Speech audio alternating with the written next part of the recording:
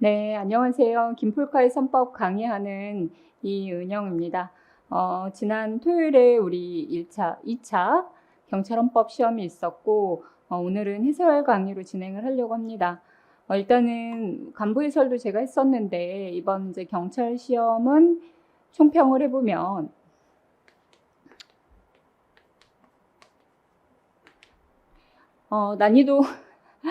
난이도는 중이었어요. 그렇죠? 난이도는 다 중이었다라고 이제 얘기를 하는 것 같아요. 만점도 많이 나오고 있고 한두 문제 틀린 분들이 많이 나오고 있는 상황이어서 난이도는 상당히 좀 1차 시험은 어려웠어요. 1차 시험은 한 3문제 정도 난이도 중상 문제가 있었는데 이번에는 난이도 완전히 어려운 문제는 많지 않았다라고 해서 중으로 평가됩니다.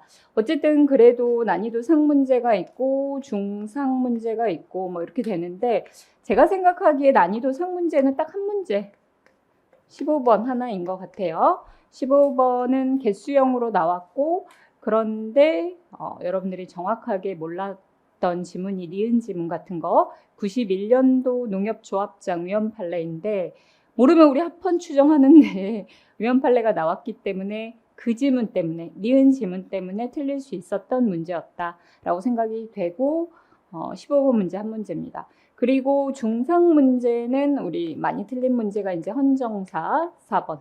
공무원 파면권, 그 다음에 사상의 자유. 사상의 자유 때문에 여러분들이 고민을 많이 했다고 해요. 사상의 자유. 그래서 4번 문제. 그 다음에 또, 그 다음으로 많이 틀린 문제가 17번 이렇게 되겠습니다. 17번. 그래서 제가 생각하기에는 이 세 문제는 틀릴 수 있었던 문제였다. 그럼 몇 점이죠? 3개 틀리면 42.5점. 이렇게 했다면, 근데 사실은 우리 여러분들이 알지만 모르는 게 3개라고 해서 3개 다 틀리진 않잖아. 운 좋게 한두 개는 맞히니까 다른 문제 틀렸다 하더라도 한 3개. 3개. 제가 생각하는 컷은 3개 정도입니다. 근데 항상 알지만 잘하는 친구들은 47.5, 조금 이 42.5와 47.5 사이에 이렇게 많이 분포를 하는 것 같아요. 커트는 3개 정도 되지 않을까 싶습니다. 그 외에 또 여러분들이 많이 틀렸다고 얘기해주는 지문이 의외로 또 6번도 조금 어려웠다라고 얘기를 하고 그 다음에 6번, 17번 신기하게도 공부 잘하는 학생 중에서도 19번 틀렸다는 친구들이 있었어요. 그래서 조금 고민해볼 만한 지문으로는 6번, 그 다음에 19번. 사실 저는 19번은 쉬운 문제라고 생각하는데 어쨌든 6번 정도까지 한 40점, 37.5점까지도 이런 문제 때까지 틀린다면 그렇게 가능한데 일단 컷은 그런 문제 포함해서 하나, 둘, 셋, 넷, 5문제 중에 한 3개 정도 하시면 적정한 시험이지 않았을까 싶습니다. 그런데 이제 자기가 만약에 30대 초중반이라던가 20점대라고 하면 공부가 좀 덜 됐다라고 생각을 할 수 있겠어요? 왜 난이도 중이었냐라는 이유를 들어보면 기출됐던 판례, 기출 판례가 상당수 많이 나왔습니다. 그리고 기출 판례가 많이 나왔는데 또 우리 기출 판례라고 하더라도 위헌인 이유나 제한되는 기본권을 건드려서 출제하면 상당히 어렵거든요. 그런데 평이하게 결론을 물어보는 판례가 많았어요. 그래서 정답이 어렵지 않았던 시험이 되겠습니다. 물론 최신 판례도 많이 출제를 했죠. 24년 최신 판례, 그 중에서도 위헌 판례도 출제했지만 그냥 여러분들이 처음 본 합헌 판례가 있었을 텐데 그런 최판은 합헌이기 때문에 속어로 풀 수 있는 지문들이 꽤 있어서 이것도 특별히 난이도를 올리지는 못했다 이렇게 생각이 되겠습니다. 그래서 이번 시험은 교수님들이 어렵지 않게 출제를 하려고 노력하신 것 같아요. 그렇습니다. 총평은 해보면 이렇게 되겠고 이제 제가 문제 해설 설명을 드리고 공부 방법에 대해서 마지막으로 한번 설명을 드리도록 하겠습니다. 자, 1번 헌법 개정에 관한 설명으로 옳지 않은 것은 한 지문씩 보면서 조금 자세하게 설명하는 거, 간단히 설명하는 거 이렇게 해볼게요.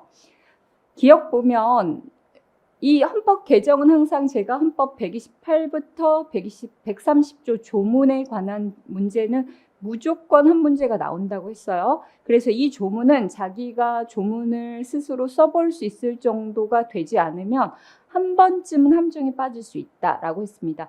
다행히 1번 문제는 묶어서 속으로 풀 수 있는 문제이기 때문에 맞춰내셨겠지만 1번이 만약에 개수형이었다 이러면 또 틀렸을 분들이 꽤 있었을 거라고 생각이 들어요.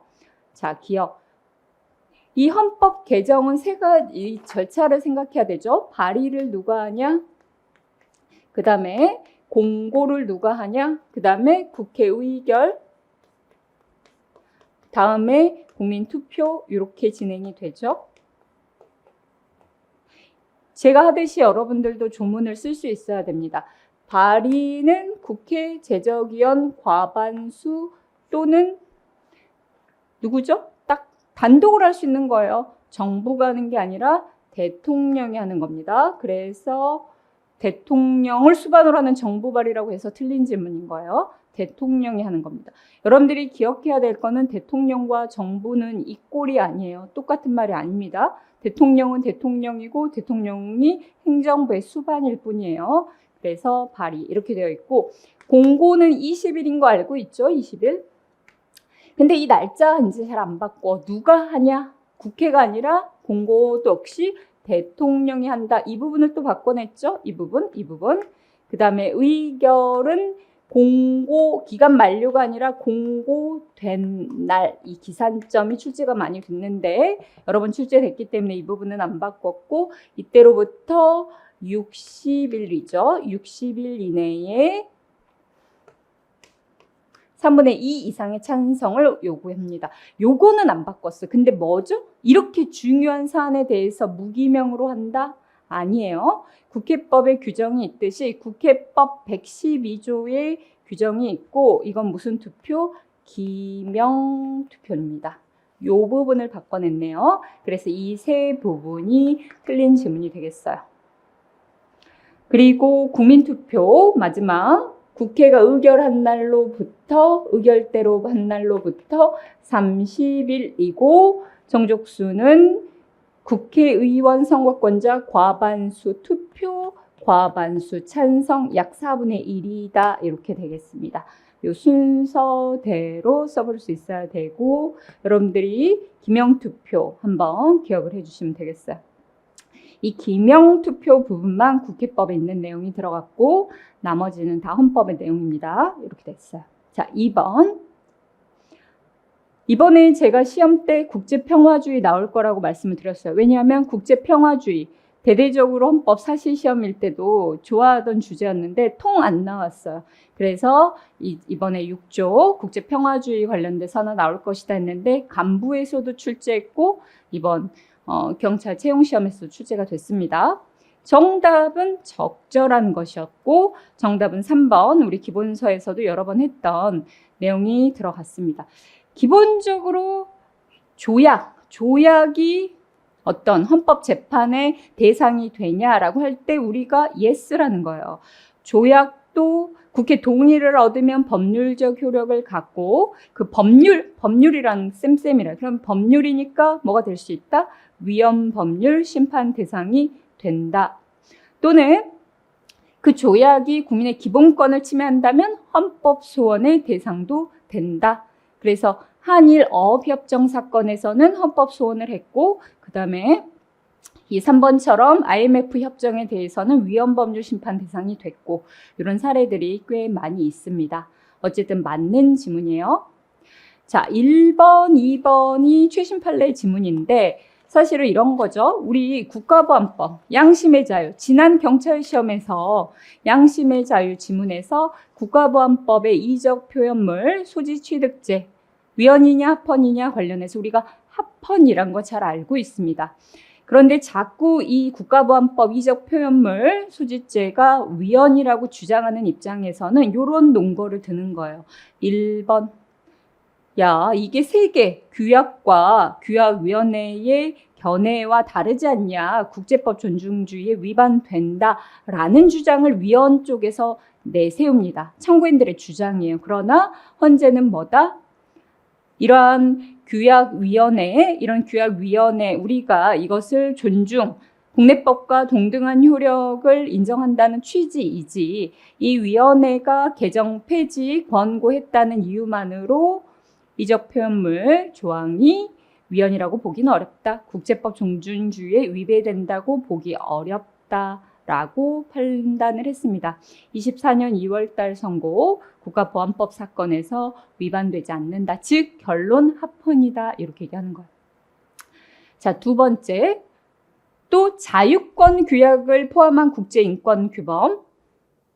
우리 자유권 규약을 가입했어요. 우리나라가. 동의 얻어서 가입을 했고 이건 법률적 효력을 갖는 것은 맞습니다. 그런데 이 법률적 효력이 있다고 해서 그 자유권 규약위원회가 그 규약에 들어있는 내용을 우리가 모든 법으로 만들어야 될 입법 의무가 있냐라는 질문에 대해서 그것은 아니다. 규약에 들어있는 내용이라고 할지라도 입법자 입법 재량이 있는 것이고 입법 의무를 도출할 수는 없다라고 24년 판례에서 또 한 번 얘기를 했습니다. 그래서 이 내용도 틀린 지문이에요.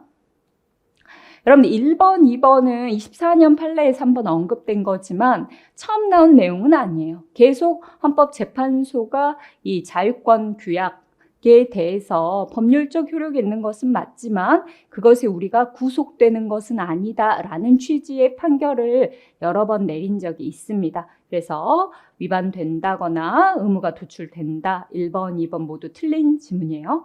4번은 여러분들 기출에서 많이 봤던 거죠. 마라케시 협정 역시 법률의 효력이 있다. 그러므로 이걸로 새로운 구속요건을 만들거나 범죄를 가중처벌한다고 해서 죄형법정주의 위반되는 것은 아니다라는 것인데 4번 지문은 죄형법정주의 위반된다라고 해서 역시 틀린 지문입니다.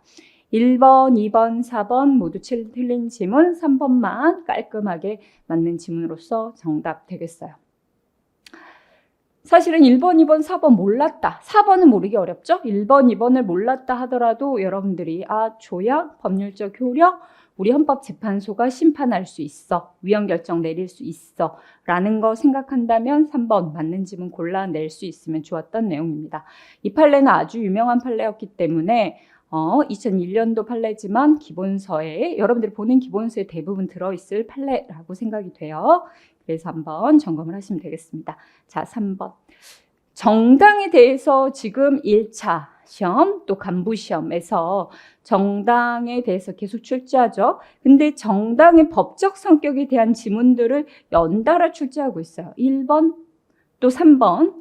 정당은 여러분들 국가기관인가요? 아니라 그랬어요. 사적 조직체, 특히 법인격 없는 사단으로 볼 수 있습니다. 그래서 정당법이 적용된 것 외에는 민법이나 일반 사법 규정이 적용된다. 사적 조직이라는 거예요. 워낙 힘이 세서 그렇지 국회의원도 배출하니까 힘이 세다고 해서 국가기관은 아니다라는 것을 명확하게 이해를 해야 됩니다.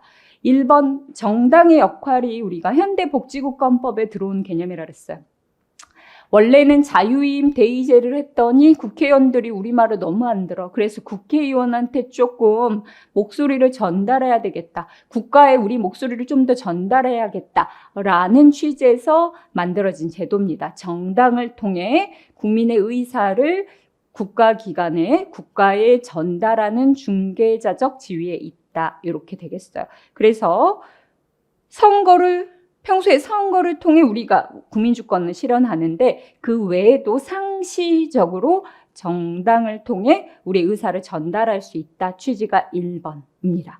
그리고 3번, 이 정당을 특별히 보호하고 있는데 이 정당은 국민의 자발적 조직, 법적 성격, 법인격 없는 사단이므로 국가기관 지위가 아니다. 맞죠? 맞는 지문입니다. 그래서 권한쟁의 심판의 당사자가 될 수 없다. 이런 문장들도 덧붙여져요.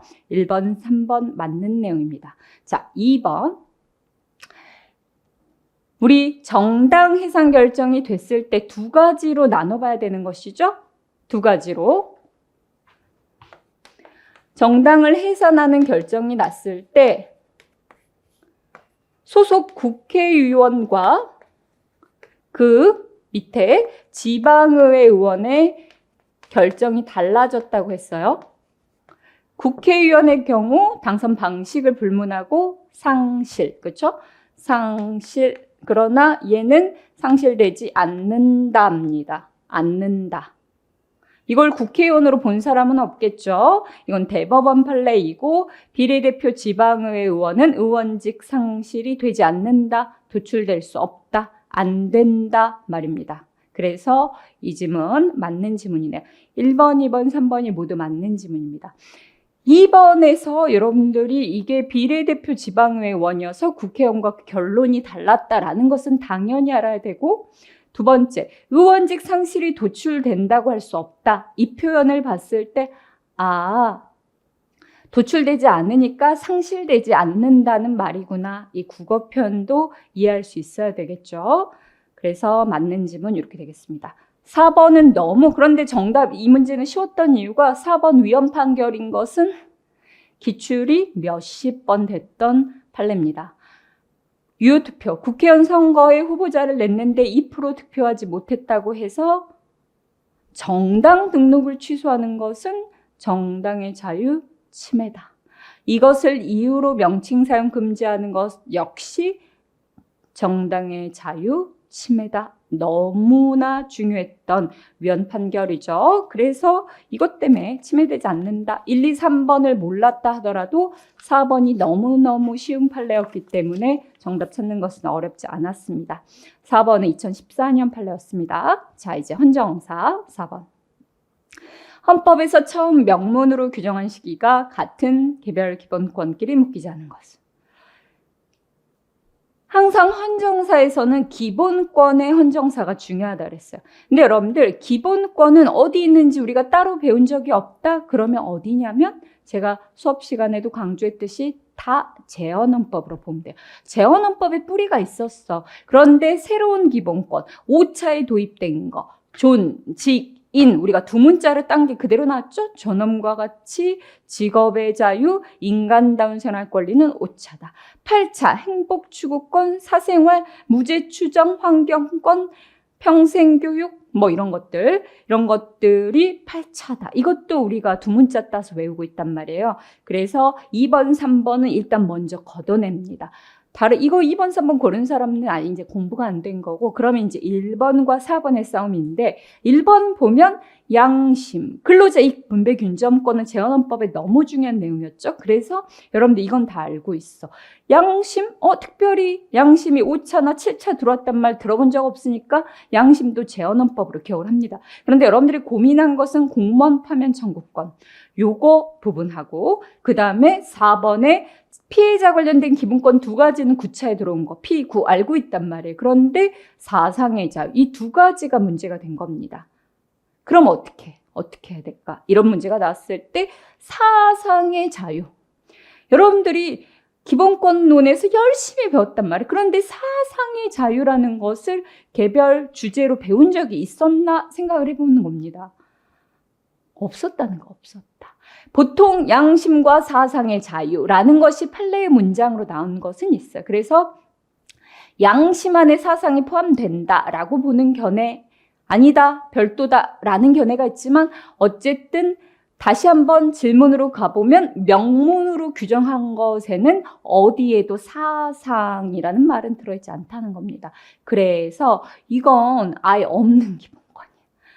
명문으로 인정된 기본권은 아니에요. 다만 양심 등에 포함되는 기본권으로 해석할 수 있는 기본권일 뿐입니다. 그래서 4번이 틀린 질문이에요.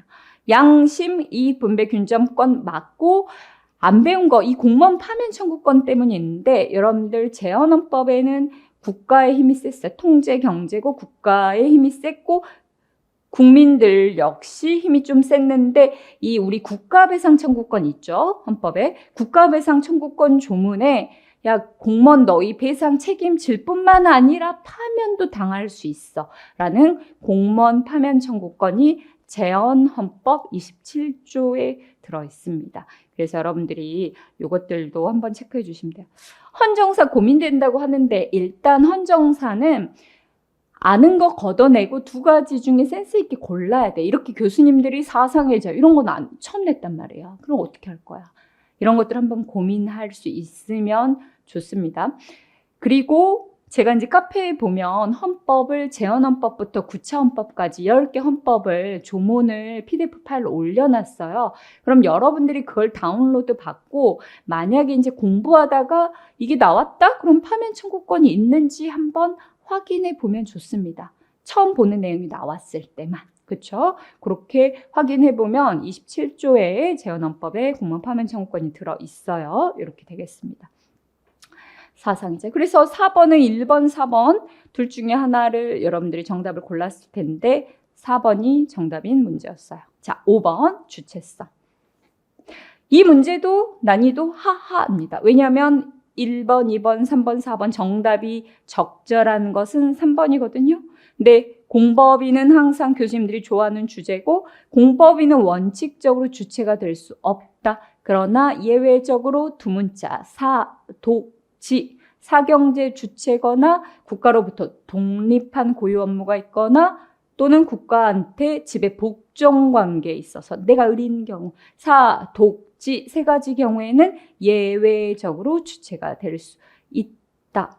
그 지문이죠. 깔끔하게 MBC 사건에서 표현했던 그 지문이 그대로 나와서 여러분들이 설사 1, 2, 3, 1, 2, 4번을 모르더라도 정답 고르는 것은 어렵지 않았다. 이렇게 되겠어요. 5번 틀린 사람은 안 돼. 5번 틀린 사람은 안 된다. 자, 1번 하나씩 보면 카자흐스탄 국적의 고려인 이 사람을 외국 국적 동포. 우리 재외동포법에 재외국민과 외국 국적 동포가 있는데 헌법재판소는 외국 국적 동포잖아. 말 그대로 이 사람은 외국인입니다. 그러니까 인간의 권리는 되겠지만 뭐는 안 된다? 국민 권리는 안 된다. 이렇게 되고 두 번째. 1번은 판례가 따로 있는 게 아니에요. 그냥 개념으로 낸 거예요. 외국 국적 동포가 외국인이야 국민이야를 물어본 지문입니다. 2번, 이건 공직선거법에 있죠. 공직선거법, 원래 선거권은 국민의 권리여서 외국인에게 인정되지 않습니다. 그런데 공직선거법은 일정한 이런 요건을 갖춘 외국인에게 지방의회, 지방자치단체장 및 지방의회 의원 선거권, 즉 지방선거권을 인정하고 있어요. 그런데 이것은 헌법상 기본권이냐 법률상 권리냐 할 때 우리가 알고 있죠. 기본권이 아니라 법률상 권리에 불과하다. 그러므로 피선거권의 주체가 된다. 이거 X입니다. 이건 헌법상 기본권을 얘기하고 있으므로 안 된다예요. 법률상 권리일 뿐 헌법상 피선거권은 아니다. 선거권, 피선거권은 아니다. 이렇게 되어 있네요. 오케이, 이렇게 되겠습니다. 자, 그래서 이 규정은 공직선거법. 여러분들 그리고 피선거권이 아니고 선거권이에요. 선거권. 피선거권 부분도 틀렸습니다. 일정 요건을 갖추면 뽑도록 선거권을 주고 있어요. 그리고 이것은 헌법상 기본권은 아니고 법률상 권리에 불과하다라고 정리할 수 있고 자 4번 서울대가 국립대학이었죠. 지금은 법인화했지만 법인화하기 전에 국립대학일 때도 서울대 주체성을 인정했다 안 했다? 했다. 대학의 자율, 학문의 자유의 주체성을 인정했습니다. 국립대학 중에 서울대뿐만 아니라 세무대학, 국립강원대학에 대해서도 기본권 주체성을 인정한 바 있어요. 그래서 4번은 틀린 지문입니다. 국립대학들은 법적 성격이 공법상 영조물입니다. 공법상 영조물이라는 것은 어떤 공적 목적에 활용된 시설물 이런 개념이에요. 그러나 어쨌든 이 역할이 학문과 대학이기 때문에 그 주체가 될 수 있다라고 보고 있기 때문에 틀린 지문입니다. 자, 6번. 6번이 조금 까다로운 지문이 있었지만 여러분들이 2번, 3번은 걷어내셨을 것 같고 1번과 4번 중에 좀 고민을 하셨을 것 같아요. 그런데 정답은 4번이었고 1번은 맞는 지문이죠. 이렇게 되어 있어요. 1번 역시 1번은 어떤 사건이었냐면 1번 지문 역시 처음 나온 지문은 아닙니다. 기출이 됐던 지문이고 여러분들이 복습 테스트 등을 통해서 풀어봤던 지문이었어요. 근데 이 내용을 한번 보세요. 법률에서 명시적으로 규정된 제재보다 가벼운 것을 하위 규칙에서 정했어요. 법에서는 뭔가 더 센 걸 했는데 하위 규칙에서 가벼운 걸 했다 하더라도 그것이 기본권 제한적 효과를 지닌다. 국민에게 영향을 미친다. 그러면 자기 맘대로는 안 되고 어디에 근거가 있어야 된다? 법에 근거가 있어야 된다. 좋은 얘기죠? 국민들 입장에서는 함부로 기본권 제한하지 못하도록 법에 근거가 있어야 된다. 맞는 지문인데 이게 PD수첩이 우리 MBC인가요? MBC? PD수첩? PD수첩에서 친일파는 살아있다라는 방송을 했었어요. 친일파는 살아있다. 그러니까 누가 반발했겠어? 그 친일파들이 반발한 거지. 그래서 반발을 하니까 방송통신위원회에서 MBC한테 경고를 내린 겁니다. 방송 경고. 이 경고를 하려면 이 방송사의 언론의 자유가 제한되고 표현의 자유가 제한되기 때문에 엄격한 법률적 근거가 있어야 된다라고 했던 판례 사안이에요. 그래서 이 지문은 맞는 지문입니다. 이거는 헌법재판소 2007년도 판례인데 여러분들 설사 몰랐다 하더라도 좋은 말이잖아요. 근거가 있어야 된다. 이렇게 얘기하니까 그렇게 한번 봐주시면 좋을 것 같아요. 자, 2번은 정말 쉬운 지문이었죠. 위임의 구체성, 명확성은 영역에 따라 달라진다. 기본권을 침해하거나 뭔가 우리한테 침해 영역, 급부 영역보다는 강화된다. 반면 동그라미 2번 다양한 사실관계, 변화가 많은 영역은 지켜야 되지만 완화된다. 이런 표현들, 그렇죠? 영역에 따라 그 요구의 정도가 달라진다라는 표현이고 2번은 여러 차례 기출된 것으로 어렵지 않은 지문이었습니다. 맞는 지문이었고 3번 법률의 위임 규정 자체가 그 의미 내용을 정확하게 알 수 있는 용어를 사용하여 위임 한계를 밝혔는데도 분명하게 위임을 했는데도 하위 법령이 한계를 벗어나거나 확장 축소해서 벗어나서 새로운 입법을 했다. 이거 여러분들 돼 안 돼. 하위 법령이 자기의 권한 밖을 벗어났죠. 위임 범위 받은 사항이 불분명한 것도 아닌데 그걸 무시하고 벗어났다. 잘못된 거잖아요. 그러므로 이것은 허용되지 않는다. 대법원 판례 사안인데 2016년 이 표현 맞는 내용입니다. 여러분들이 1번, 3번 같은 지문을 만약에 처음 본다고 했을 때 말 읽었을 때 그래 이렇게 하면 안 되지. 벗어나는 거야 라는 식으로 국어적 해석을 할 수 있으면 좋을 것 같아요. 자, 4번. 법률에서 일부 내용을 하위 법령에 위임할 때 해당 법률에서 사용된 추상적 용어가 하위 법령에서 규정될 내용과는 별도로 독자적 규율 내용을 정하려는 것이라도 포괄이익 금지 원칙 위반 여부와는 별도로 명확성 원칙이 문제될 수 없다. 이게 무슨 말이냐면 여러분들 보통 보면 어떤 법률이 대통령령으로 정하는 사항, 이래서 대통령령에 위임하면 그 대통령령에 정해진 사항에 위임을 했기 때문에 일반적으로 그 명확성은 포괄이익 금지 원칙 하나로 검토를 합니다. 그런데 이거는 위임 과정에서의 명확성을 얘기하는 게 아니라 그 법률 자체의 용어의 명확성 문제가 따로 된다는 거예요. 그러면 포괄이익 금지 원칙 외에도 명확성 원칙을 법률의 잣대를 한 번 더 들이대야 한다라는 취지의 말인데 이건 별도로 문제되지 않는다 이렇게 얘기해서 4번이 틀린 지문이었어요. 제가 이 2011년 판례인데 이 지문은 처음 나왔던 지문인데 제가 한번 읽어봐 드릴게요. 일반적으로 법률에서 일부 내용을 하위 법령에 위임하고 있다면 위임을 둘러싼 법률 규정 자체에 대한 명확성의 문제는 포괄이익 금지 원칙 위반의 문제가 될 것이다. 포괄이익으로만 검토하면 된다 그 말이에요. 다만 그 위임 규정이 하위 법령에 위임하고 있는 내용과 무관하게 법률 자체에서 그 부분을 완결적으로 정하고 있는 경우, 법률 자체에서 별도 내용으로 다루고 있는 경우 이때는 포괄이익 금지 원칙 위반과는 별도로 명확성 원칙이 문제될 수 있다. 이렇게 얘기를 합니다. 그래서 위임과 무관하게 불명확한 표현이 그 규정에 나와 있다 하면 명확성 원칙을 추가적으로 검토할 수 있겠다라는 취지의 문장입니다. 그런데 안 된다라고 해서 4번이 틀린 지문이에요. 그래서 6번 역시 조금은 까다로운데 오히려 학생들이 6번 문제는 많이 맞췄더라고요. 이렇게 되었습니다. 자, 넘어가겠습니다. 자, 7번. 이 두 번째 페이지 문제는 너무 쉬웠어. 여기서는 틀릴 문제가 한 문제도 없었어요. 1번. 이건 정말 주는 문제였죠. 일행자의 기본 중에 기본. 일행자에는 뭐까지 들어가냐 안 들어가냐. 일행자는 나쁜 짓도 들어간다 안 들어간다. 들어간다 라는 것이에요.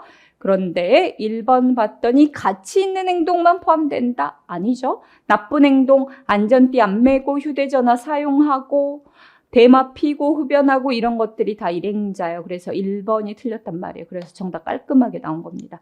2번 보면 부작위 자유도 되고 3번 무상이나 이례적, 일시적으로 가르치는 행위. 만약에 무상이 아니고 돈을 받고 조금 방학 기간 중 상당성, 계속성을 갖고 하는 경우는 직업인데 그것에 이르지 못하는 취미, 이례적일 때는 일행자로 온다. 이렇게 얘기하는 겁니다. 직업과 일행자의 구분 내용. 자, 행복 추구권에는 일행자, 개성의 자유로운 발현권이 들어간다. 맞는 지문들이죠. 이렇게 되어 있습니다. 자, 8번 적법 절차 원칙. 이 지문도 쉬웠어요. 여러분들이 1번부터 4번까지 안 배운 내용이 없고 적법 절차 원칙의 대표 판례들 위주로 구성이 됐어요. 세무대학 아까 주체가 될 수 있다 그랬죠? 세무대학은 결국 폐지가 됐습니다. 형평성 문제 등이 제기돼서 세무대학이 폐지가 됐고 합헌 결정 받았어요. 세무대학 폐지 법률 과정에서 국민들한테 청문 절차를 별도로 거치지 않았다고 해도 국회의원들이 법률을 만드는 과정에서 입법 절차를 지켰기 때문에 별도의 국민들의 청문 절차 거치지 않았다 해서 적법 절차의 원칙에 위반된다가 아니라 위반되지 않는다. 합헌 판례로 배웠습니다. 그래서 틀린 지문. 자, 두 번째. 법무부가 강제 출국 대상이 된 보호처분 결정을 받은 그 외국인들을 보호함에 있어서 보호기간 상한 두지 않은 판례라는 것이죠. 2번 판례는 그 판례, 위헌 판례죠. 이때는 행정 절차상 강제 처분에 의해 신체 자유가 제한되는 경우, 그렇잖아요. 보호감호소에 보호처분 받는 거. 이 경우는 법무부로부터 독립된 중립적 기관이 통제하도록 하는 것이 필요하다. 적법 절차 원칙의 내용이 된다. 그런데 그런 통제 규정이 없어서 적법 절차 원칙에 위반되고 과잉금지 원칙에 위반된다. 이렇게 봤던 사안이죠. 그래서 맞는 지문이 아니라 틀린 지문이 되겠어요. 적법 절차 원칙의 내용에 들어간다. 보호기간 상한 없는 그 사건 위헌 판례, 고판례입니다. 21년 판례, 중요한 판례죠. 그래서 틀린 지문. 자, 출국금지 관련해서 여러 가지 쟁점 검토했지만 여러분들 출국금지 아직도 하고 있죠? 형사사건 기소되면 출국금지 하고 있고 합헌이에요. 모든 쟁점, 영장주의는 적용되지 않는다. 적법 절차 원칙, 과잉금지 원칙 등에 위반되지 않는다. 그래서 3번 위반되지 않는다 얘기, 합헌이라고 얘기하고 있기 때문에 맞는 지문. 4번은 여러 차례 우리 시험에도 케이스 문제로 나왔죠. 통신 자료 취득하는 데 있어 사후 통지 절차 두지 않은 것이 적법 절차 원칙 위반된다. 여러 번 출제됐던 쟁점이어서 어렵지 않았습니다. 그래서 정답은 3번 이렇게 되겠어요. 여러분들이 8번은 다 알겠어 라는 느낌을 받으셨어야 돼요. 자, 9번 거주 유전이죠. 이 문제도 쉬웠죠? 왜냐하면 1, 2, 3번의 정답이 4번이었는데 이 현역병 사건, 주소, 양구군으로 옮기지 못한 이 현역병 사건에서 모든 기본권 제한되지 않는다라고 강조를 했었고 출제가 됐던 지문입니다. 주민등록을 양구군, 군대 주소로 옮기는 게 아니라 원래 살던 서초구 주소로 남겨두라는 거예요. 그래서 양구군 혜택을 못 받았다고 헌법소원 했습니다. 이때 거주 이전의 자유 제한되지 않는다. 맞는 지문이었어요. 자, 1, 2, 3번도 어렵지 않은 것이었죠. 1번. 위험하니까 가지 말라 한 거예요. 이 경우 출국에 잘 침해한다 아니다. 침해하지 않는다. 이렇게 되어 있고 두 번째 입국. 이건 지난 시험에 나왔죠. 입국의 자유 외국인 기본권 주체성 인정된다 안 된다. 안 된다. 9번에 2번은 지난 시험 지문을 그대로 출제한 거나 다름없습니다. 입국의 자유 주체성이 인정 안 된다. 틀린 지문이고 3번 개념입니다. 거주지의 자유는 체류지 거주지를 자유롭게 정할 수 있는 해외여행 및 해외 이주의 자유뿐만 아니라 떠날 수 있는 출국, 입국의 자유가 포함됩니다. 그러나 입국의 자유는 외국인 주체성 인정 안 된다. 이렇게 되는 거예요. 내용. 그래서 3번, 2번, 1번, 그 다음 4번. 9번도 쉬운 지문이었습니다. 자, 10번. 직업의 자유에 포함되는 것. 좀 특이하죠? 무슨 권리, 무슨 자유 이런 것들이 되냐라는 것인데 안 되는 걸 찾아내라는 거야. 안 되는 거. 1번. 기업 설립 경영의 자유를 의미하는 기업의 자유. 여기까지는 맞지? 기업의 자유, 영업의 자유 있습니다. 그런데 내가 원하는 직장 다니게 삼성전자 꼭 들어가게 해주세요. 이런 거 안 된다 그랬어. X. 두 번째 게 틀렸죠? 그 다음에 2번. 간섭 받지 않고 할 수 있는 경쟁의 자유 맞죠? 기업의 자유, 경쟁의 자유 있습니다. 그런데 누구든지 선택한 직업에 종사하고 이를 영위하고 언제든지 임의로 그것을 바꿀 수 있는 자유. 이건 무슨 말이에요? 두 번째 거. 전직의 자유입니다. 그래서 이것도 ES입니다. ES. 기업의 자유, 경쟁의 자유, 그 다음에 뒷부분이 전직, 직업을 바꿀 자유입니다. 어떤 특정 직업을 갖게 해주세요가 아니라 나 이거 그만두고 다른 직업 얼마든지 바꿀 수 있는 거죠. 전직 또는 겸직의 자유도 있어요. 전직이나 겸직의 자유. 그래서 정답은 2번 이렇게 되겠네요. 자, 3번. 겸직, 그쵸? 겸직의 자유 나오죠? 여러 개를 동시에 할 수 있다. 겸직의 자유. 그런데 행정사는 무조건 겸직 금지한 거 의연이다. 요 판례에서 겸직의 자유 얘기하고 있고, 그 다음 사용자의 처분에 따른 직장 상실로부터 직접 요게 안 된다는 거야. 부당한 해고로부터 보호해야 될 일반적 의무는 있지만 나 저 잘리지 않게 해주세요. 혹은 특정한 직장에 들어가게 해주세요. 이런 직접 보장, 보호 청구권은 안 된다. 두 번째 게 안 되는 거네요. 자, 네 번째도 첫 번째 게 안 되는 거죠. 직장의 존속. 한 번 다닌 직장 안 잘리고 영원히 다니게 해주세요. 이런 건 안 된다는 거. 그러나 뒤에 직업교육장, 대표적인 게 로스쿨, 선택의 자유는 있답니다. 그래서 지금 안 되는 것은 1번의 두 번째 거, 2번의 두 번째 거, 4번의 첫 번째 거 이런 것들이 안 되는 판례 하나에서 나온 표현들이에요. 다. 네가 부당한 해고를 당하지 않도록 우리가 국가가 보호해줄 일반적 의무는 있지만 원하는 직장, 그 직장을 영원히 다니게 해주라. 해고로부터 직접 보호해달라. 이런 청구권은 직업의 자유나 근로의 권리, 사회국가 원리에서 도출되지 않는다. 이렇게 얘기하고 있어요. 그렇게 되겠습니다. 자, 11번 사생활입니다. 이 문제는 대부분 많이 반가워했을 것 같아요. 왜냐하면 제가 4번을 되게 강조했었거든요. 수업 시간에. 사생활과 공적 영역 활동을 구분해야 되고 공적 영역 활동은 사생활이 아니다. 이거 소방 간부에서 나왔을 때 상당히 어려워했었고 제가 60일 작전 할 때 여러 차례 강조했던 내용이었어요. 그래서 17조가 보호하고 하는 기본권은 사생활에 관한 것이므로 공적 영역 활동은 다른 기본권 예를 들면 직업이라든지 표현이라든지 이런 것은 변론으로 하고 사생활 보호의 대상은 아니다. 이미 공적 영역에서 밖에서 활동한 거니까. 이해하시겠죠? 그래서 이게 정답입니다. 설사 이걸 몰랐다 하더라도 1, 2, 3번 여러분들이 결론 찾으면 되는데 어린이집 CCTV 사건 침해한다가 아니라 침해하지 않는다예요. 2번과 3번은 최신 판례입니다. 최신 판례고 합헌 판례예요. 우리 양심적 병역 거부자들에 대해서 대체 복무제가 도입됐어요. 그런데 교도소 등에서 합숙하면서 복무를 해야 되는 것을 받게 됐죠. 그리고 그 공용 공간에 CCTV 설치하고 있어요. 그건 불가피하다는 겁니다. 그래서 사생활 비밀과 자유 침해하지 않는다 사건이었고 세 번째 역시 24년 판례였습니다. 자, 11번에 제가 11번에 3번이 24년 5월달 2022 헌마 707이었고 3번은 1월달 2020 헌마 1725 사건이었는데 보면 형이 확정된 자가 정신과 진료 현장과 정신과 화상 진료를 받을 때 간호직 교도관을 입회시켰다는 거야.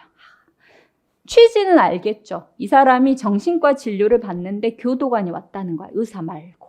그러니까 이 사람이 좀 싫다 그 말입니다. 내 사생활. 그런데 어때요?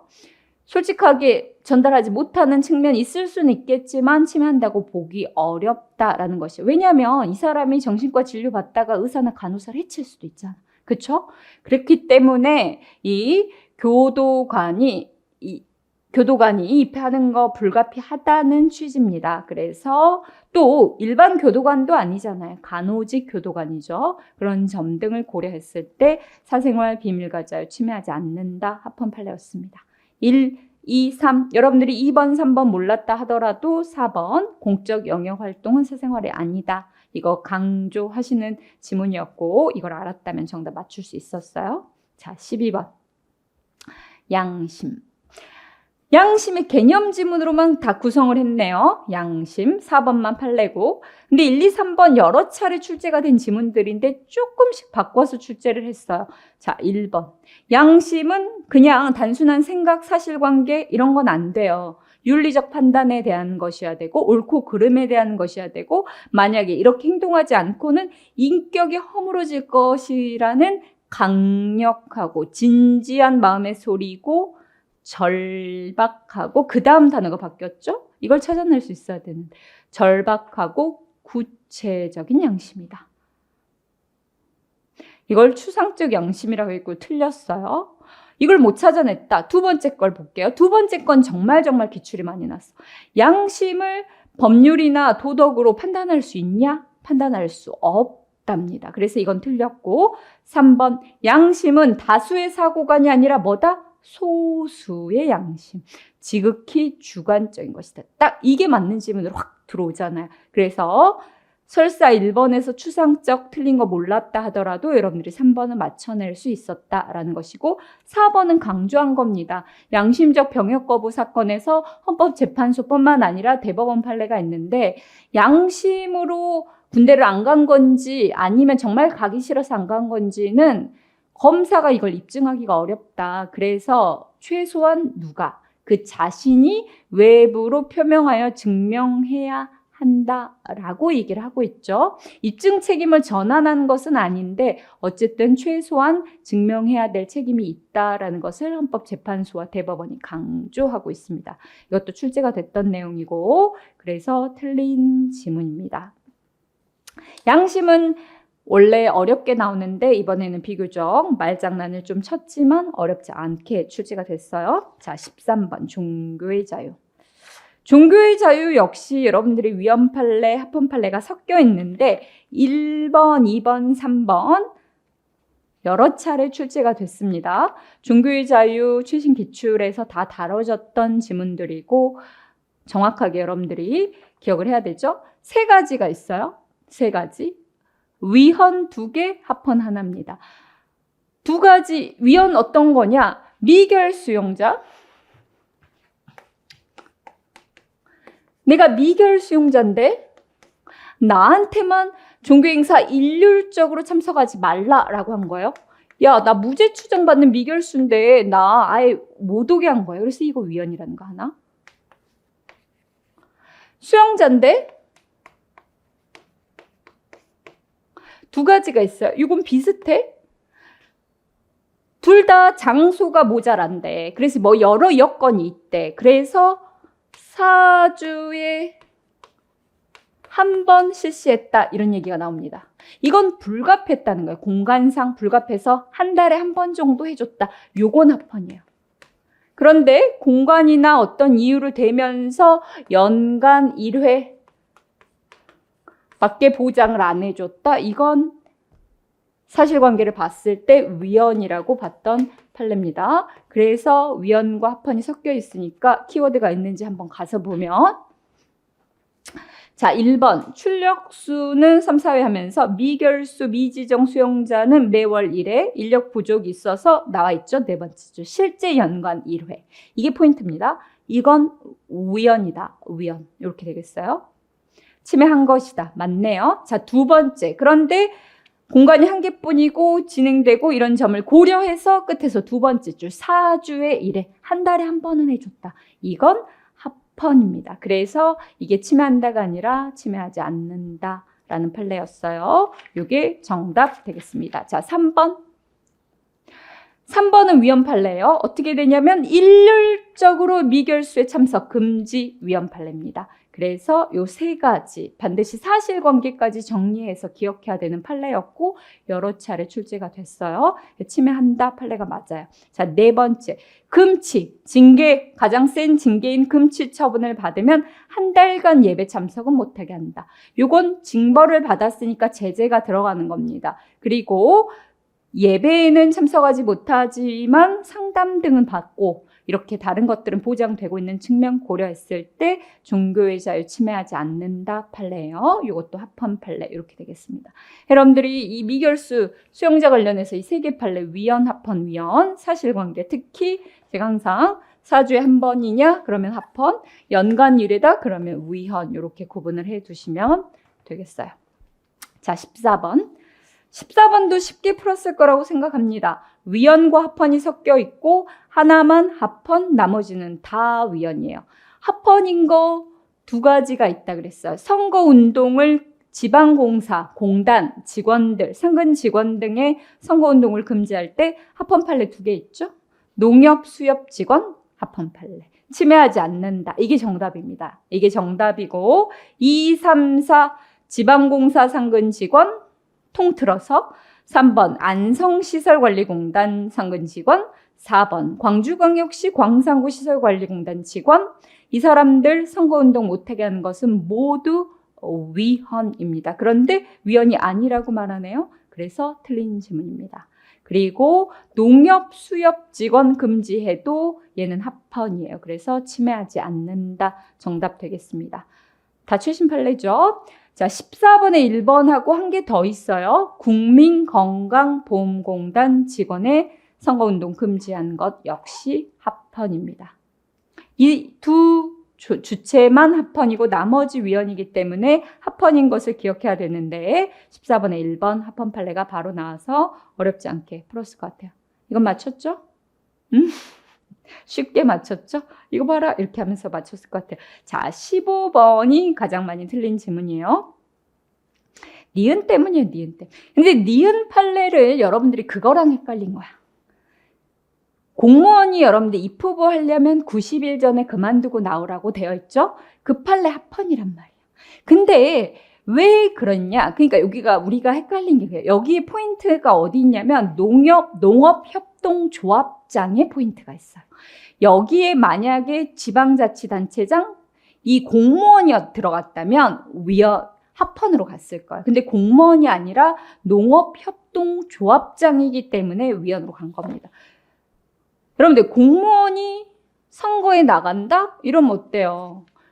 공무원직을 내려놓고 가야 되겠지. 그리고 왜? 공무원은 뭐가 있기 때문에 선거운동 못하고 선거에 출마 못하는 것이 정치적 중립을 갖고 입후보 금지가 원칙이기 때문에 그만두고 나오라는 겁니다. 그런데 이 농업협동조합 이런 것은 사법인에 불과하단 말이에요. 사법인의 조합장에 불과한데 이 사람한테까지도 90일까지 잘라라, 90일 전에 자르라라고 해임되도록 한 것은 공무단 인권 침해 된다 판례입니다. 근데 너무했어. 너무했어. 아주 91년도 위헌 판례를 내면 안 되지. 이건 좀 신이치게 반하지만 어쨌든 이 판례가 위헌 판례예요. 여러분들이 이 판례가 몇 년도 판례냐면 사건 번호를 적어드리면 90-28 혹시 찾아볼 분들은 근데 찾아보면 취지가 그렇습니다. 이 농업협동조합장은 공무원이 아니다. 그런데 왜 공무원처럼 이렇게 90일 전에 그만두라고 하는 것이냐? 지나치다라고 봤던 판례 사안이에요. 제가 한번 읽어봐 드리면 공무원에 대해 그러한 지방의회 의원의 입후보 제한 및 겸직 금지가 요청된다고 해서 곧바로 농업협동조합장 등 조합장의 경우에도 같은 요구를 할 수는 없다라는 것입니다. 그래서 이러한 것은 국민의 참정권 제한함에 있어서 차별하는 입법이고 참정권 및 평등권을 침해한다라고 봤던 판례 사안입니다. 물론 이 사건에서 두 가지로 나누어 봤어요. 또 나오진 않겠지만 농업협동조합장 같은 무슨 협동조합장은 위헌 판결이 났습니다. 그런데 농지개량조합, 우리가 헌법상 이 농지개량조합은 공법인으로 받고 기본권 주체성이 부정되는 주체 중 하나인데 이 농지개량조합장의 의무 부과한 것은 또 합헌이라고 헌재가 판단을 따로 하고 있어요. 그래서 요거는 조금 구분된다.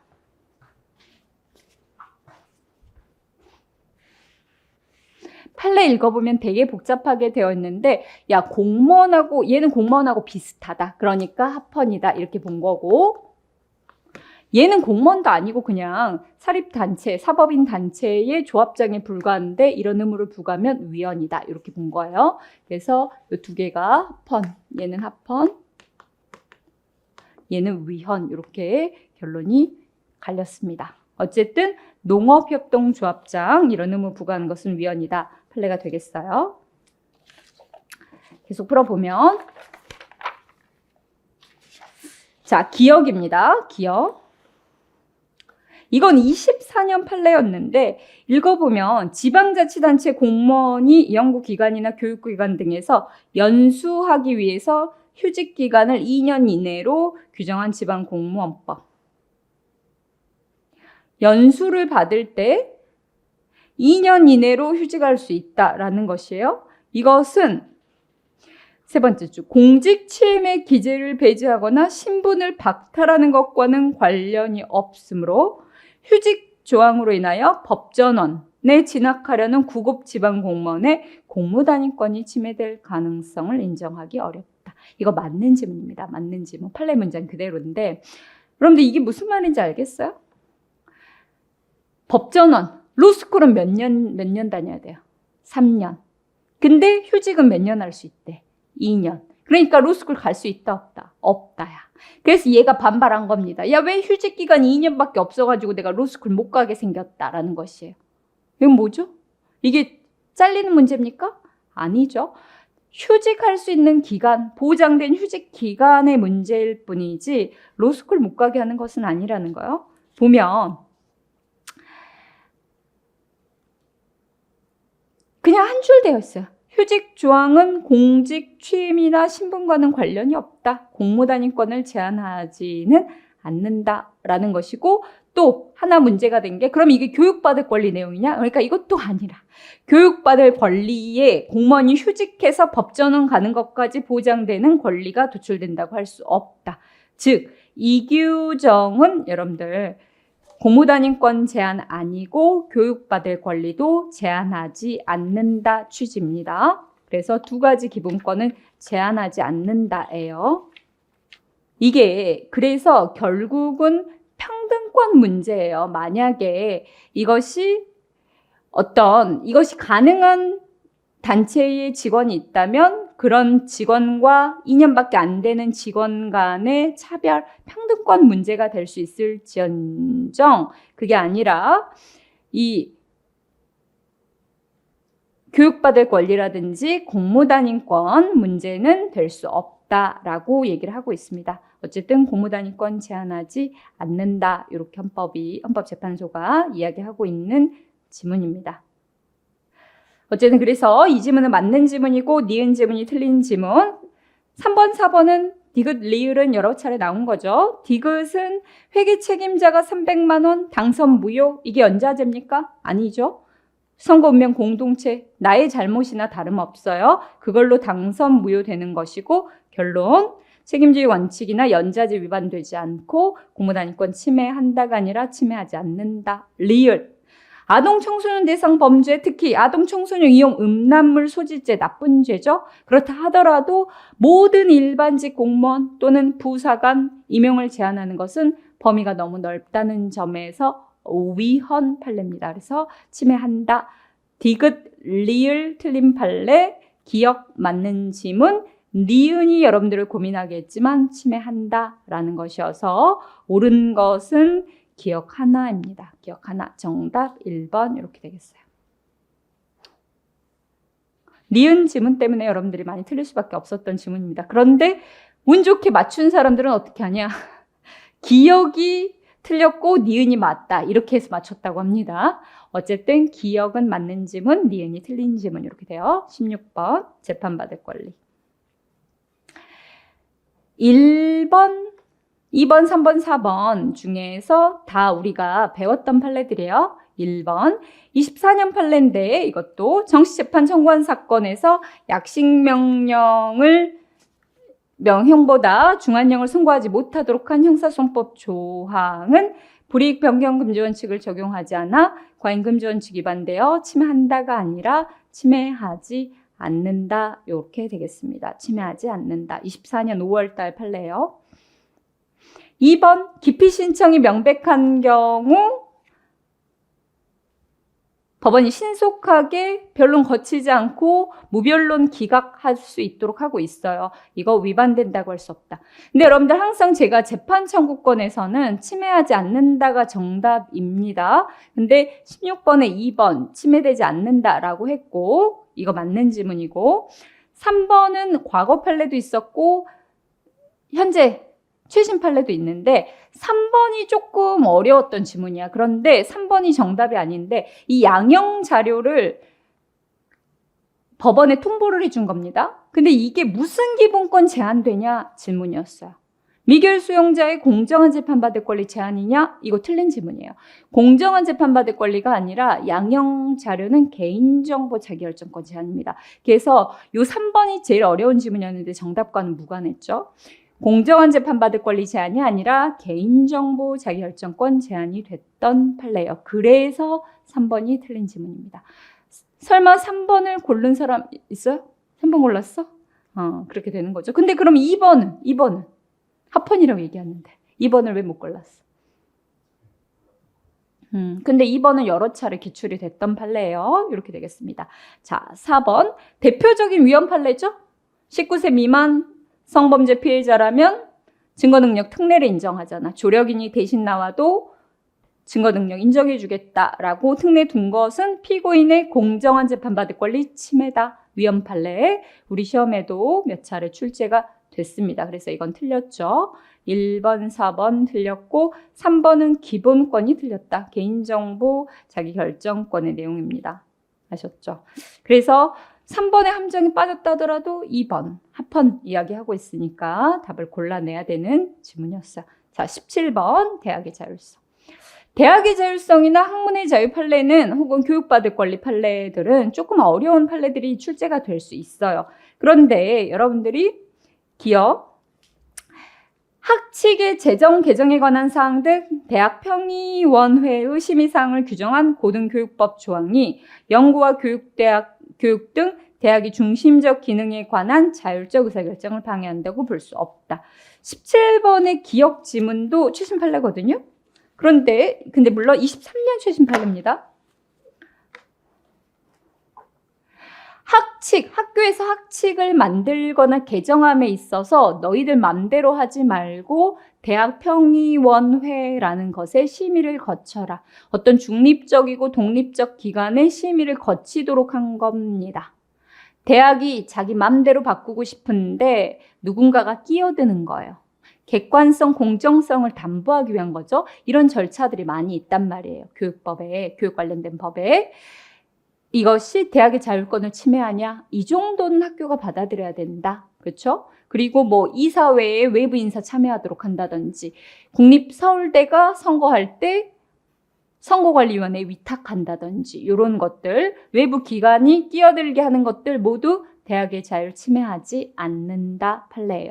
몰랐다 하더라도 침해한다가 아니라 침해하지 않는다. 한번 해석해낼 수 있으면 좋았을 지문입니다. 틀렸어요. 자, 니은. 저는 니은 지문이 좀 어려웠다고 생각해요. 대학의 학문과 연구활동에서 중요한 역할을 담당하는 교원, 그와 관련된 영역에서 주도적 역할을 하는 것은 대학의 자율성의 본질에 부합하고 필요하다. 여기까지 제가 보니까 문제가 없었어. 그래서 그렇네. 그런데 그러니까 이 사람이 학문하고 연구는 교수가 하는 거잖아.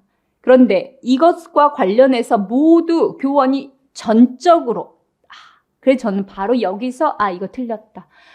아무리 연구와 학문이 교수 영역이라고 하더라도 교수가 자기 맘대로 이상한 거 하면 안 되잖아. 그러니까 100% 전적으로 절대적으로 결정해야 된다라는 의미는 아니다라고 가야 된다는 거야. 그러니까 뭐예요? 개입할 수 있다는 거죠. 개입할 수 있다. 그래서 니은 지문이 틀린 지문인 걸 여러분들이 맞춰낼 수 있어야 됩니다. 제가 한번 읽어드리면 이거 2023년 판례였는데 앞부분은 맞아요. 교육 연구에 관해서 주도적 권한을 가져야 한다고 하더라도 여기까지는 맞습니다. 그러나 그렇다고 해도 이것이 교원이 전적으로 결정해야 된다는 의미다가 아니라 의미는 아니다. 그러니까 국가나 학교가 개입할 수 있다. 이렇게 가는 겁니다. 아셨죠? 항상 이런 지문을 푸는 방법은 그런 거예요. 절대적으로, 전적으로 내 거야, 개입하지 마 라는 표현은 항상 틀린 지문일 가능성이 높습니다. 왜? 원칙은 그렇다 하더라도 예외 규제 가능 이렇게 가야 된다는 거야. 그런데 전적으로 내 거야, 아무도 끼어들지 마 라고 표현하니까 틀린 지문, 여기서 힌트를 얻을 수 있어야 돼요. 니은이 틀린 지문입니다. 서울대 리을 디귿. 서울대가 하면 한다. 서울대가 각종 전형들을 만들었죠. 모두 합헌 결정이었어요. 내용 볼 필요도 없어요. 저도 저소득 학생 전형을 수능 위주 전형으로 했다. 서울대의 전형 자율성 내로 합헌이다. 학생들의 교육받을 권리 침해하지 않는다. 이렇게 되어 있어요. 17번의 리을 이거 우리 책에 있는 판례예요. 대통령 긴급조치 1, 2호, 9호 유신헌법에 반대하는 거 안 된다. 그렇지? 또 대통령 긴급조치에서 학생들 모든 시위 집회를 금지한다. 제적시켜라. 휴업해라. 휴교 폐쇄 조치. 대통령 맘대로 주잖아. 대통령이 다 문 닫겠다는 거. 이건 뭐야? 학생의 집회 시위의 자유, 학문의 자유, 대학의 자유의 본질 침해다. 위헌 판례요. 17번의 리을은 헌법재판소 2013년 판례인데 어쨌든 긴급조치 위헌 판례입니다. 침해한다 판례 이렇게 되겠어요. 자, 17번이 니은 때문에 조금 고민했을 수 있지만 니은이 틀린 지문, 맞는 지문을 리을 1개 이렇게 되어 있어요. 17번도 맞춘 학생들이 다른 거, 틀린 거 정확하게 OX로 푼 게 아니라 대충 1개 맞는 것 같다라고 해서 17번 맞힌 친구들이 있는데 정확히는 리을 하나 맞는 지문이고 나머지 모두 틀린 지문입니다. 자, 18번. 인간다운 생활권리. 18번에 2번만 최신 판례죠? 2번 최신 판례였고 난민 인정자 제외한 거 위헌 판결이었습니다. 그래서 2번 틀렸고 1번 시장이 여러분들 끝나고 나서 연금 받아야 되냐? 그럴 필요는 없다는 거예요. 연금 보장해주지 않아도 침해한다가 아니라 침해하지 않는다. 기출됐던 판례고 세 번째 산업재해보상법의 유족급여 직계혈족의 배우자 아버지의 재혼한 배우자 이런 것까지 우리가 줄 필요는 없다. 포함시키지 않았다 하더라도 우리가 산재보험, 연금 지급받는 범위가 한정되어 있죠. 왜? 국가 재정이 부족하니까.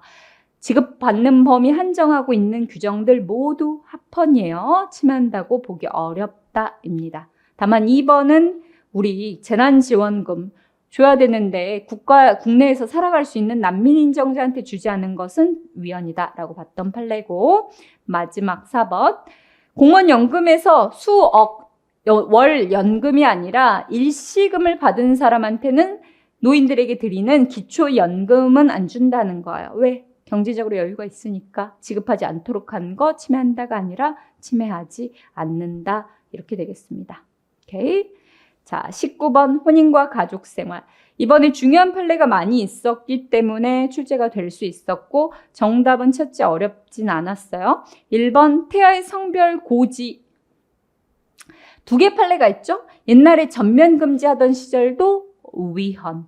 32주로 개정된 법도 위헌 이렇게 됩니다. 위헌 판례요. 근데 1번 태아 성별 고지 행위는 그 자체로 태아를 포함하여 누구에게도 해가 되는 행위는 아니지만 진료 과정에서 알게 된 태아성별 정보는 끝에 낙태 방지를 위하여 임신 32주 이전에는 고지하지 못하도록 금지해야 될 이유가 있다. 이건 합헌이란 말이야, 위헌이란 말이야?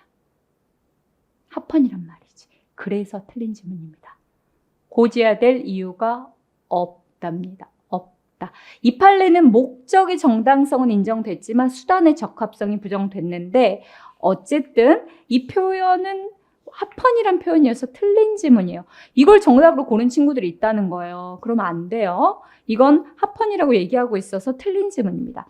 2번도 최신 판례죠. 그런데 이건 우리 간부랑 최근에 출제가 됐어.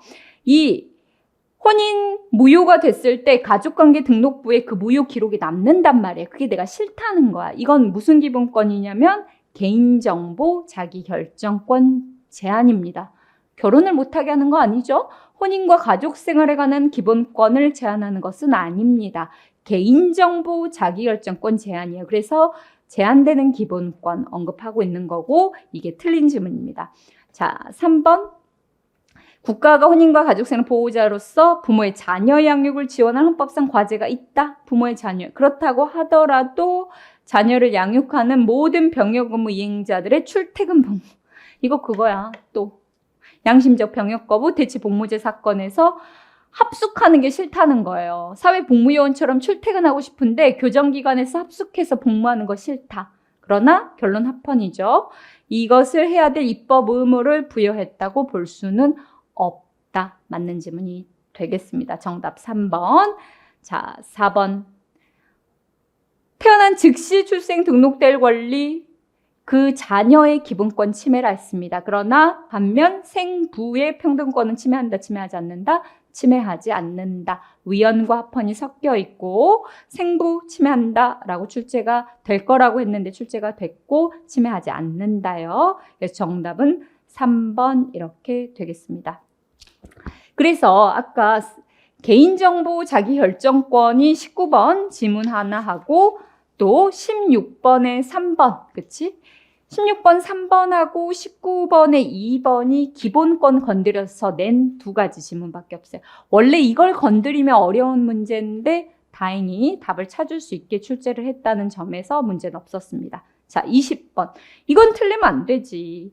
국방의 의무, 납세 의무 이런 것들 다 중요한 헌법적 가치다. 그래서 양심의 자유와 충돌될 때 뭐 이런 얘기를 하죠. 헌법적 가치 맞고 두 번째 이걸 틀린 사람은 없겠지. 자, 세 번째 어쨌든 병역 의무를 부과받게 되면 여러 가지 면에서 제약을 받으므로 법률에 의한 병역 의무 형성에도 한계가 없다고 할 수 없고 헌법의 일반 원칙의 한계를 준수해야 된다.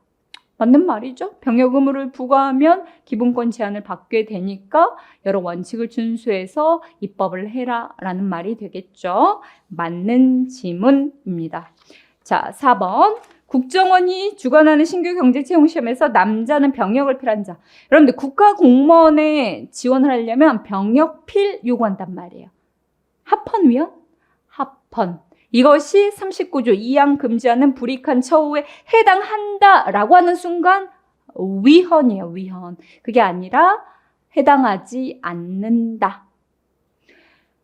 병역 자체로 인한 불이익일 뿐이지 병역 의무를 이행하느라 받는 불이익일 뿐이지 병역 의무로 인한 불이익은 아니다. 시험 못 보러 간 것은 군대에 있기 때문에 못 간 것이지 병역 의무를 이행했다고 해서 결과적으로 불이익을 주는 것은 아니다. 어쨌든 합헌 판례 해당하지 않는다. 이렇게 되겠습니다. 이렇게 돼요. 제가 생각할 때는 그런 거예요. 이제 끝까지 지문을 다 봤고 한 지문 여러분들이 최신 판례 지문이 아닌 것들 외에는 한 번쯤은 봤던 내용들입니다. 그렇죠? 봤던 내용들이에요. 20번에 4번도 우리 책에도 들어있고 여러 차례 출제가 됐던 판례예요. 그런데 여러분들이 이런 문장을 만났을 때 그 취지를 이해를 해야 돼.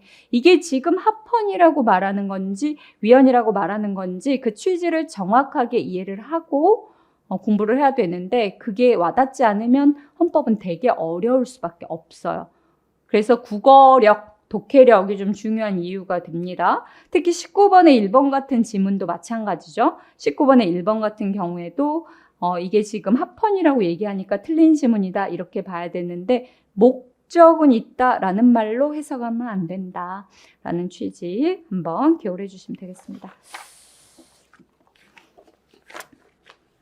제가 따로 해설 자료를 드리진 않는 이유가 일단 여러분들이 이 판례들이 어떤 판례인지 기본서에 있는 거, 그 다음에 최신 판례의 경우는 한번 좀 챙겨봐야 되겠죠. 그리고 제 강의에서는 항상 반드시 봐야 될 판례와 지문들은 제가 바로 복습 테스트 등으로 출제를 해드리니까 그때 참고를 해주시면 되겠습니다. 자, 이제 마지막으로 공부 방법. 지난 이제 간부 해설 때도 제가 말씀을 드렸는데 헌법은 일단 헌법의 결론, 판례의 결론, 위헌인지 합헌인지 판례의 결론부터 시작입니다. 이게 50% 이상이에요. 이 결론을 기억 못하고 시작하는 건 있을 수 없습니다. 이건 반복밖에 답이 없죠. 그리고 이건 기출만 반복해도 되는, 커버되는 영역이에요. 근데 이제 두 번째, 위헌인데 위헌이 되는 이유, 무슨 원칙 위반인지를 꼭 기억해야 됩니다.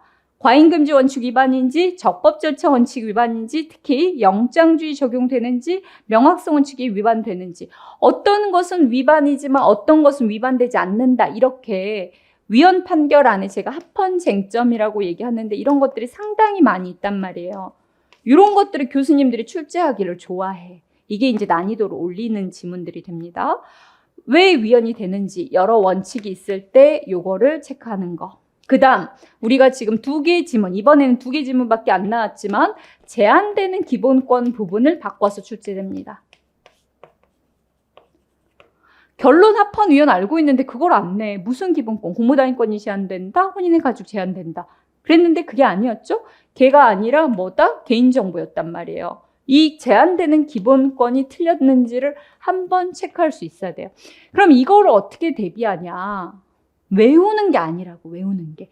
지문이 2개가 남았잖아, 아까. 지문이 2개 남았을 때, 제한된다? 제한되지 않는다? 그러면 지금 이걸 물어보는구나. 생각해야 돼, 이때. 이거 내가 혼인가족에서 배웠나, 개인정보로 배웠나, 둘 다 해당되나? 라는 생각을 해보는 거죠. 그래서 그 말대로 이거 아닌 것 같아. 세모인데 그러면 상대적으로 다른 지문이 보다 명확하면 그걸 골라줄 수 있어야 된단 말이에요. 어쨌든 요거는 사고, 이해의 영역이다. 제가 생각하기에는 이번은 이 부분을 건드리거나 이 부분을 많이 건드리지도 않았어요. 그래서 난이도가 어렵지 않다는 거. 왜? 이것만 나왔으니까, 결론만. 그래서 난이도가 쉬워진 거고 여기를 건드리는 순간 난이도가 올라가고 이렇게 되겠습니다. 그래서 여러분들이 일단은 공부할 때 이 포인트가 이렇게 된다 라는 것이고 최신 판례의 중요성은 있죠. 그런데 최판은 딱 그거야. 최판은 위헌 판례를 선명하게 알면 됩니다. 왜? 합헌 판례는 다 배울 수는 없어. 너무 많기 때문에 3년치 합헌 판례를 다 배울 수는 없어서 위헌 판례를 선명하게 알고 이거 최신 판례 같은데 안 배웠다? 그러면 합헌으로 정리하면 되니까 위헌 판례를 중심으로 이렇게 정리를 해주시면 돼요. 문제를 지금 풀 기출 경향이 이렇게 되는 것 같아요. 판례를 내면서도 표현을 그대로 활용하지 않아요. 그래서 여러분들이 내가 아는 판례 같긴 한데 이거 무슨 말을 하고 있지? 라고 현장에서 고민하게 하고 그것이 좀 안 되는 사람들이 문제를 많이 틀리게 된단 말이야. 그래서 그건 어떻게 연습해야 될까? 어떻게 해야 될 것 같아? 눈으로 찍어 하는 공부는 절대 안 통합니다. 그래서 이런 판례의 결론을 한 다음에 이런 문장들, 아까 제가 이런 것들 무슨 말이죠? 합헌이란 말이에요? 위헌이란 말이에요? 나왔을 때 이거는 위헌이라고 얘기하는데 나는 이 판례 합헌으로 알고 있어. 그러니까 이건 틀린 지문이야. 이렇게 연결할 수 있어야 되고 문제 풀 때 연습이 필요합니다. 문제 풀 때 연습이 필요하다. 그리고 저는 결국 이러한 국어력은 판례 문장을 많이 읽어야만 자연히 는다고 생각해요. 그냥 기출된 지문으로만 보면 그 기출을 변형했을 때 절대 그런 지문을 이해할 수가 없거든요. 그래서 평소에 자기한테 기출을 푸시는 분들이라고 하더라도 해설에 나와 있는 판례의 그 문장을 자꾸자꾸 읽어서 판례 표현은 좀 짜증나잖아요. 그러니까 심플하게 쓰지 않고 아니하고 아니할 수 없다 이렇게 막 비비 꽈서 얘기하는데 그런 표현에 자꾸자꾸 익숙해져야 되고 이거 지금 된다는 말이야 안 된다는 말이야 혼자 곱씹으면서 읽어주셔야 됩니다. 오히려 제가 생각할 땐 항상 그래요. 이 헌법을 배우지 않은 고등학생들, 지금 한창 국어력이 좋은 수능 국어를 준비하는 학생들이 이 문제를 풀었으면 오히려 더 잘 풀었을 수 있어. 야, 이거 말이 안 돼. 이렇게. 그런 문제들이 상당히 있는데 그런 연습을 여러분들이 꼭 해주셔야 돼요. 그래서 이거 국어력.